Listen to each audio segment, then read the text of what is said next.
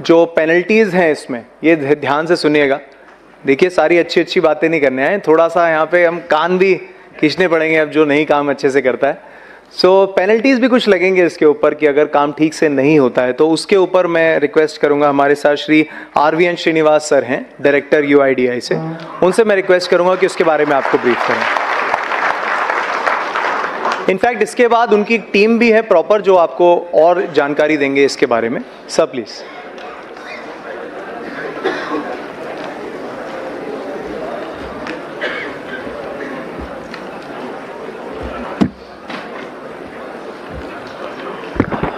Good afternoon.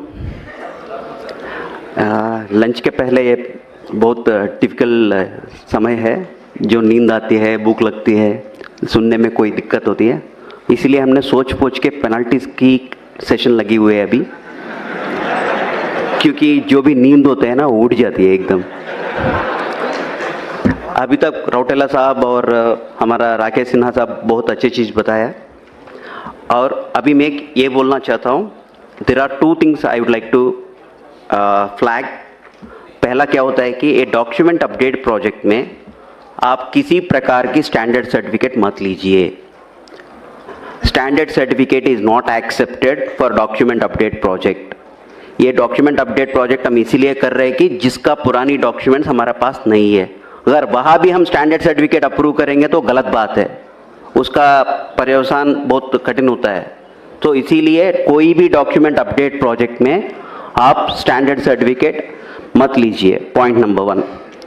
Point number 2, अभी UIDAI headquarters ने बहुत सारा प्रेजेंटेशंस बन चुके हैं आपके लिए, सारी ट्रेनर्स के लिए, सारी ऑपरेटर्स के लिए।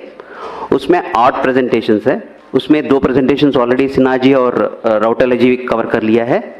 फर्स्ट प्रेजेंटेशन है एनरोलमेंट ऑपरेटर, मतलब एक एनरोलमेंट ऑपरेटर किस तरह के एनरोलमेंट करना है, उसमें क्या क्या देखना पड़ती है। लोग क्या होते हैं ना, छोटे मोटे गलती है सर इसमें क्या गलती, वो छोटे मोटे गलती आपके लिए हो सकता है अगर, मगर वो छोटे मोटे गलती हमारे लिए बहुत बड़ा बन सकती है।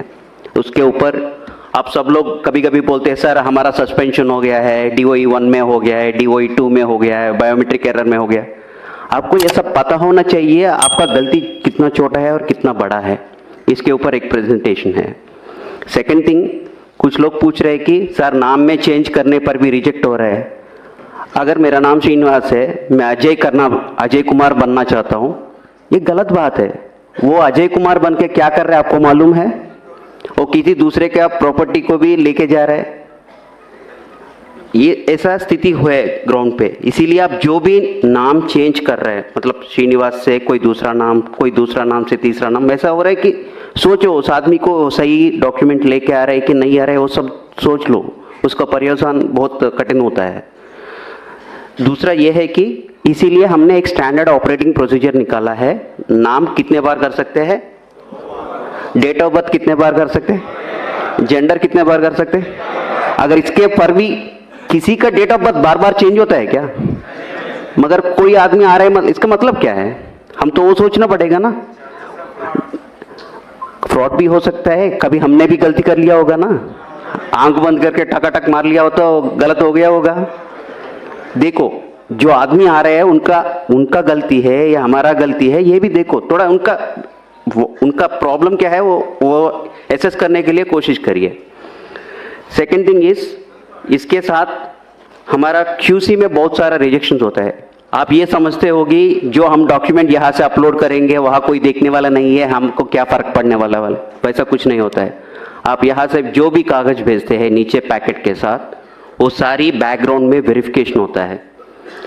मैं आपको बोलता हूँ, मानने न मानो आपका बात है, डॉक्यूमेंट होता है, डॉक्यूमेंट को इस तरफ आगे साइड उनका प्रूफ ऑफ आइडेंटिटी होता है, फ़ोन पे बात करते रहे या कोई दूसरे बात करते रहो, उल्टा करके स्कैन करते हैं। मेरे को क्या आता है, वाइट पेपर आता है, ये DOE 1 है, क्योंकि जहाँ पे प्रूफ ऑफ आइडेंटिटी अपलोड करना था आपने सफ़ेद कागज अपलोड किया। ये तो एकदम फ्रॉड है, वो आप गलती से भी कर लिया होगा मगर it has a long lasting effect. दूसरा क्या होता है ना, किसी ने POA डॉक्यूमेंट दोनों दिया था आपको, एक के बाद एक स्कैन करना था, वो भी फ़ोन पे लगे हुए हैं, दोनों डॉक्यूमेंट लिया, स्कैनिंग वैसा हुआ कि पहला डॉक्यूमेंट आधा स्कैन हो गया, दूसरा डॉक्यूमेंट आधा स्कैन हो गया, आप जान ही नहीं देते हैं। वो गलत बात है। तीसरी बात यह है कि ये देखो मेरा 10 उंगलियां है यहाँ पे, ये दोनों में बायोमेट्रिक्स नहीं आ रहा है, मगर आप इसको कुछ लोग ऐसा समझते हैं कि हाँ ये एक्सेप्शन है, हम 8 उंगली को ले लेंगे बायोमेट्रिक और इसको एक्सेप्शन मानते। ये गलत है, बहुत बड़ा गलत है। इसका 2 उंगली है यहाँ पे, इसका उंगली नहीं है, वो अलग सी बात है, ये एक्सेप्शन बनती है, मगर ये एक्सेप्शन नहीं बनती है। इसके लिए भी अलग सा तरीका है। अगर किसी का रेजिडेंट आपके पास आया, उनका 2 उंगली का बायोमेट्रिक्स नहीं आ रहा है, उसको कैप्चर करना है तो डेटा, उसका प्रोसेस ही अलग है।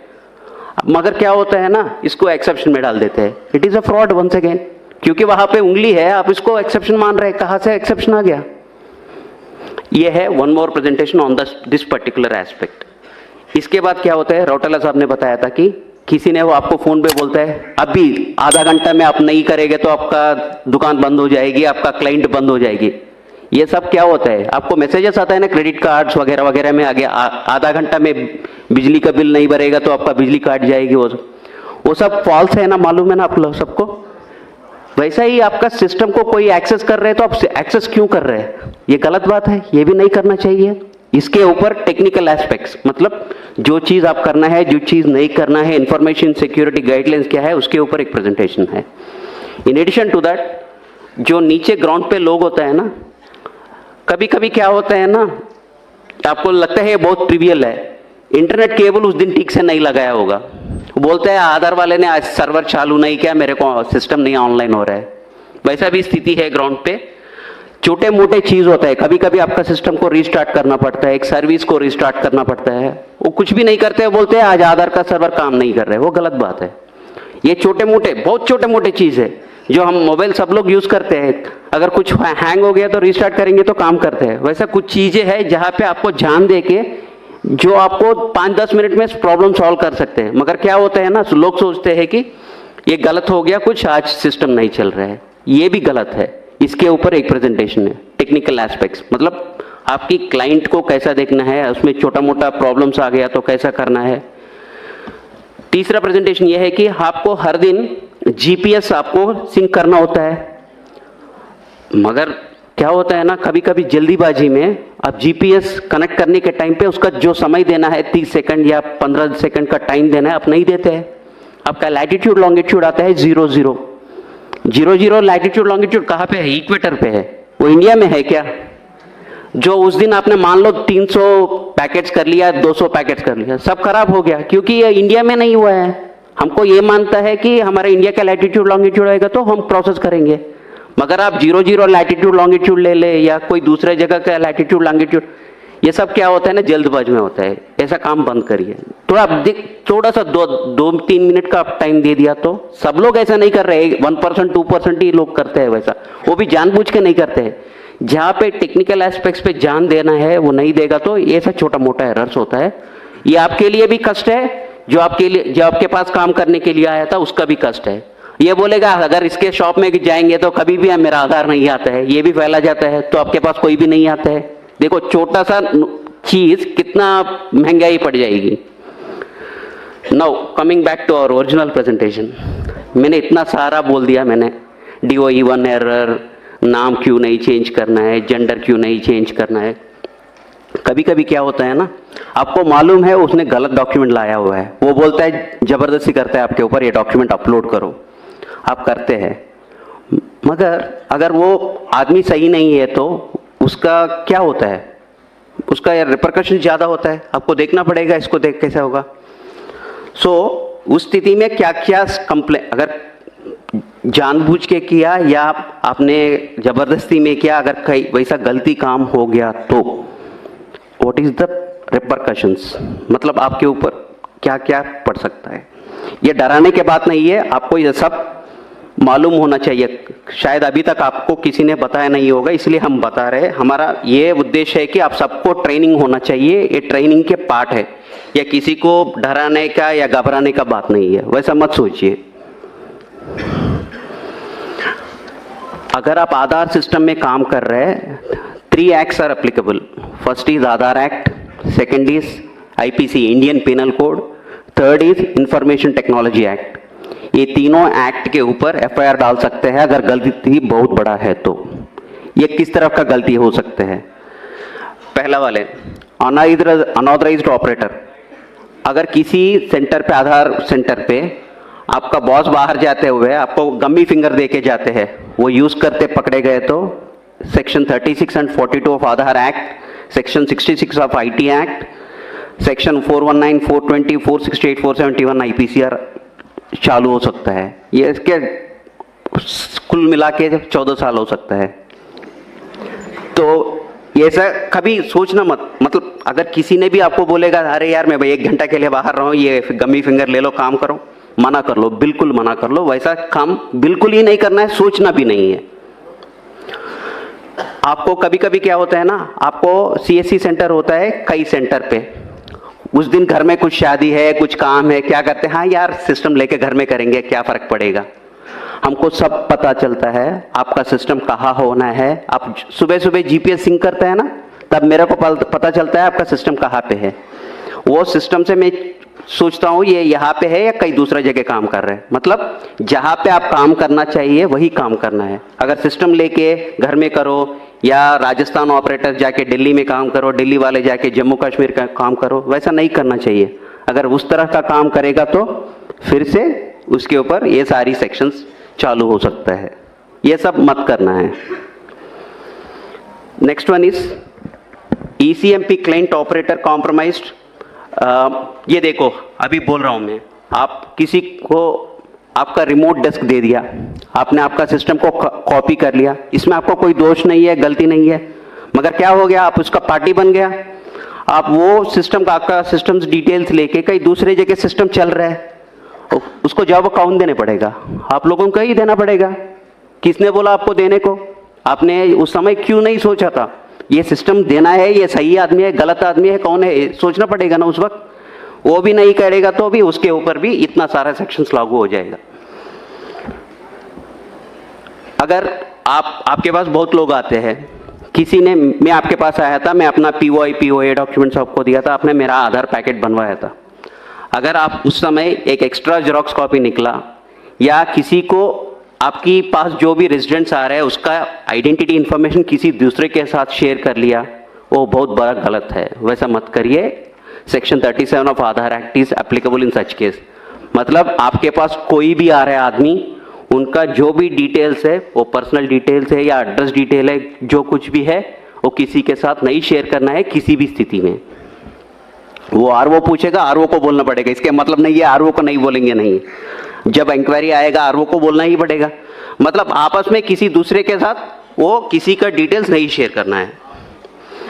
अभी तक सर ने बताया कि फोन करेंगे हम, अगर 5 लोग बोलेगा कि हाँ ये ज्यादा चार्ज कर रहे हैं, हाँ हो जाएगा, डिसएसोसिएशन हो जाएगा, सस्पेंशन हो जाएगा, फाइनेंशियल पेनल्टीज लग जाएगी।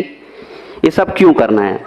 जब आपको सरकार ने नोटिफाई किया था इतना ही पैसा लेना है, उतना ही पैसा ले लीजिए ना। अगर 1 भी रुपए ज्यादा ले लिया उसके पर्यवसान के ऊपर, ये देखो section 42 of the Aadhaar act will be applicable on that. ये सब सेक्शंस, इसका सजा वगैरह वगैरह सब आपकी आधार का जो किताब है ना, छोटा किताब है ना, उसमें सारी इसका इंफॉर्मेशन मिला है। ये देखो, appropriating the identity of an Aadhaar number holder by changing or attempting to change the demographic or biometric information of an Aadhaar number holder। ये मैं वो ही बोल रहा हूँ, किसी दूसरे का आधार व्यक्ति का, मान लो मेरा नाम श्रीनिवास है, मेरा, आपको मालूम है मेरा नाम श्रीनिवास है, कोई मैं आके आपको बोला अरे यार मेरा नाम श्रीनिवास से कुमार राकेश सिन्हा कर लो, मैं कुछ काम करना है उसके नाम पे बोल के बोलेगा, तो आप उसमें पार्ट मत लेना। वो सारी वैसा ट्रांजैक्शंस को, सस्पिशियस ट्रांजैक्शंस है, उसको एंकरेज मत करो और से strong on such transactions and don't encourage such transactions. उसका बहुत बड़ा असर हो जाता है। दूसरा यह है कि pretending to be an agency unauthorised to collect identity information of a resident. आप सीएससी पहले था, अभी किसी के कारण से आपका डिसकंटिन्यूएशन हो गया है, आप लोगों को ये मत बताना कि हाँ अभी भी मैं आधार का ऑपरेटर हूँ, मैं काम कर सकता हूँ, आपका ये करवा सकता हूँ, वो करवा सकता हूँ बोल के मत बताना। अगर वो भी करेगा वो भी गलत है, उसका भी पेनल्टी 3 साल की है सजा है और 10,000 की पेनल्टी है। और दूसरा ये है कि intentionally transmitting information collected during enrolment authentication to unauthorised person, मतलब आप पहले भी वही बताया था, किसी के साथ आप इंफॉर्मेशन शेयर करेगा तो 3 साल की सजा और 10,000 का पेनल्टी, कभी कभी 1 लाख की पेनल्टी भी हो सकता है कि कंपनी के ऊपर, अगर कंपनी इन्वॉल्व है तो उसमें। ये unauthorised access to central identity data repository, मतलब कोई दूसरा की तरफ से कंप्यूटर के साथ कोई सॉफ्टवेयर डुप्लीकेट सॉफ्टवेयर यूज करके जो भी करेगा वो सब ऑलरेडी एक्ट में इंक्लूडेड है। अगर कोई भी इसमें जानबूझ के या गलती से भी आप इसमें इन्वॉल्व हो गया तो इसका पर्यवसान बहुत अलग सा है। इसलिए अब जो भी इंटेंशनली और intentionally don't get involve in that activities.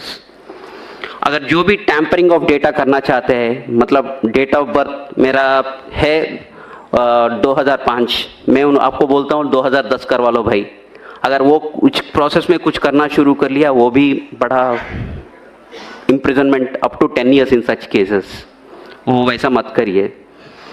Unauthorized use of identity information of an individual by requesting entity or offline verification, ये क्या है ना, कभी कभी सर ने सुबह बताया था ना एक आइडेंटिटी कैसा पता होना चाहिए, QR कोड स्कैन करने से उनका आइडेंटिटी पता चलेगा। अब QR कोड स्कैन करके कोई दूसरे वाले को ये मत बताना इनका इन्फॉर्मेशन डिटेल्स क्या है, जिसका चाहिए वो करेगा, आपका नहीं है, जिम्मेदारी नहीं है वो। Failing to comply with requirements of the Aadhaar act, मतलब CSC के ऊपर आपके बहुत जिम्मेदारी है, आप CSC के लिए काम कर रहे हैं, मतलब इसके आपके ऊपर भी बहुत सारे जिम्मेदारियां हैं। आप अगर वो कंप्लाई ना करेगा तो उसके ऊपर भी पेनल्टीज होता है। In addition all these things, कोई भी तरफ का एक्सप्लिसिटली नहीं डिफाइन किया हुआ है, कोई भी गलतियां है जिसमें एक्शन करना है उसका भी इम्प्रिजनमेंट पनिशमेंट है। ये आपको सबको पता होना चाहिए, क्योंकि इतना बड़ा प्रोजेक्ट कर रहा है, इसमें कष्ट भी होते हैं और हमारा इसके लाभ भी होते हैं। लाभ हम सबको मालूम है, कष्ट और नष्ट भी सबको मालूम होने से क्या होता है, हम ठीक से काम कर पाएंगे। जो हम सोचते हैं छोटे मोटे गलतियां है वो छोटे मोटे नहीं होते हैं, उसका असर बहुत अलग सा होता है। अब तक तो मैं आधार एक्ट का पेनल्टीज बताया था, आधार एक्ट के साथ IPC पेनल्टीज भी चालू होता है कभी कभी। पनिशमेंट फॉर क्रिमिनल कॉन्स्पिरेसी, अगर किसी ने स्टैंडर्ड सर्टिफिकेट दुकानदार वाले से ये करके, हाँ वहाँ जाके स्टैंडर्ड सर्टिफिकेट लेके आइए आपका आधार अपडेट बन जाएगी बोलेगा, वैसा एंकरेज करेगा तो वो भी अलग सी बात है। Whomsoever is party to criminal conspiracy to commit an offense punishable with death or rigorous imprisonment, कुछ भी हो सकता है। जब पढ़ लीजिए, अंग्रेजी पढ़ लीजिए, ये सब इंटरनेट में भी आपको मिलता है, आपको बस ध्यान देना है। अगर इसके ऊपर आप गलती करेंगे तो उसका पर्यवसान क्या होता है।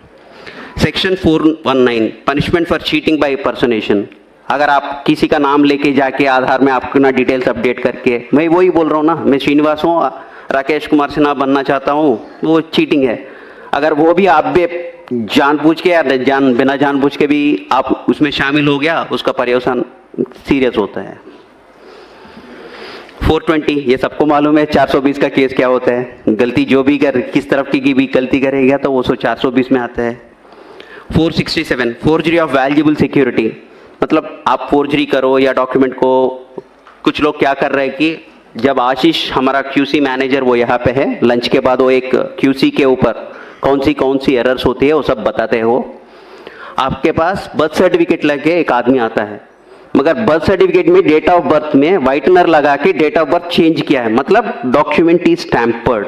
उस डॉक्यूमेंट को एक्सेप्ट ही नहीं करना चाहिए था, मगर लोग देखते ही नहीं है, ध्यान नहीं देते हैं, वो स्कैन करके अपलोड करते हैं, वो DOE 1 में आते हैं। मतलब जो गलती कर रहे हैं उनके साथ आप उनको सहायता कर रहे हो, क्योंकि डॉक्यूमेंट में जब व्हाइटनर लगा के डेट ऑफ बर्थ और नाम चेंज किया हुआ है, आप उस डॉक्यूमेंट को क्यों एक्सेप्ट कर रहे हैं? एक्सेप्ट नहीं करना चाहिए था।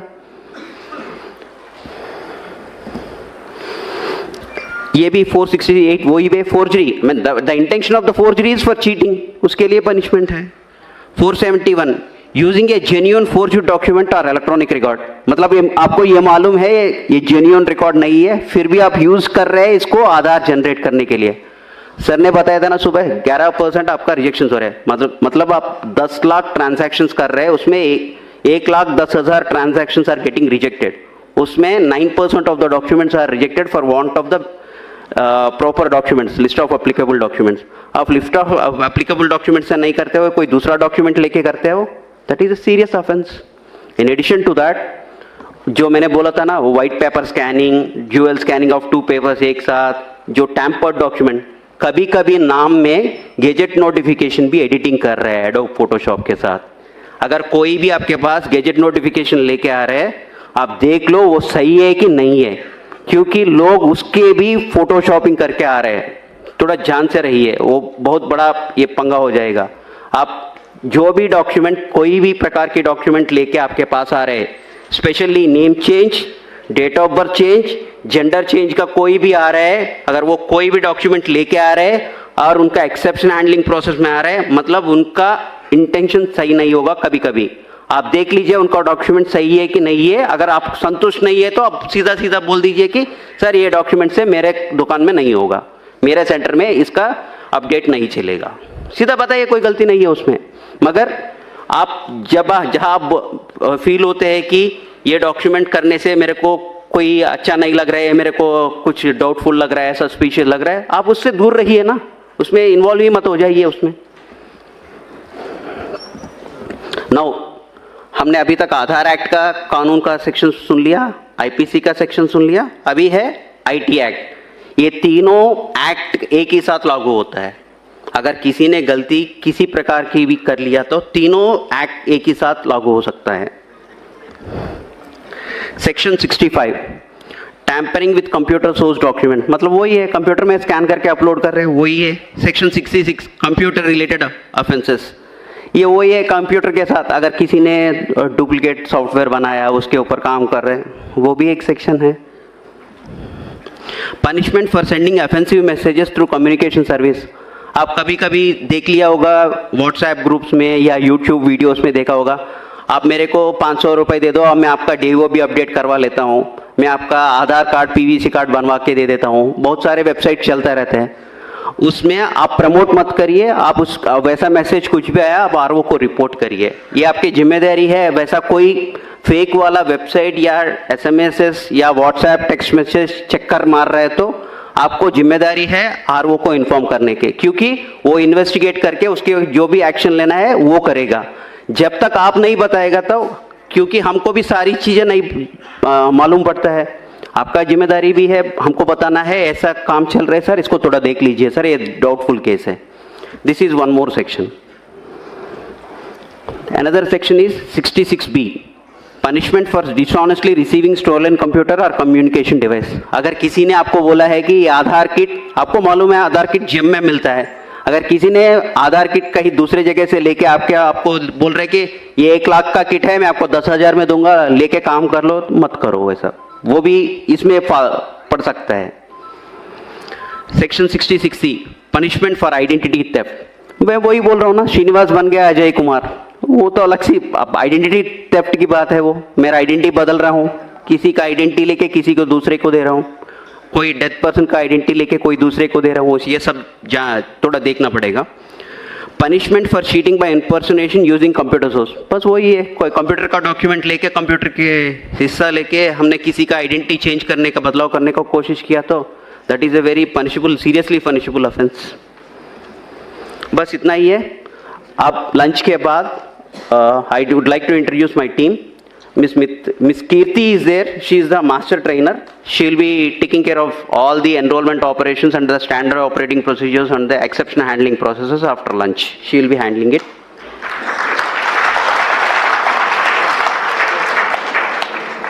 आशीष रंजन है, वो मेरा QC मैनेजर है।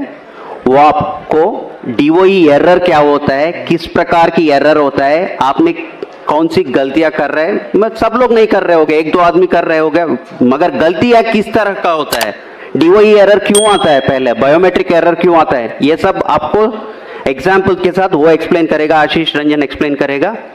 उसके बाद जो मैंने बताया था ना टेक्निकल एस्पेक्ट्स, मतलब छोटे मोटे चीजें हैं कंप्यूटर का, वो भी नहीं देखते हैं बहुत लोग, वो देखने का क्या क्या देखना होता है, इंफॉर्मेशन सिक्योरिटी का क्या क्या देखना होता है, वो सब आपको मेरा TTNC टीम वहाँ पे धर्मेंद्र वगैरह है, वो लोग बताएगा आपका। इसके साथ लिस्ट ऑफ अप्लीकेबल डॉक्यूमेंट, हम list of applicable documents time to time update करते हैं।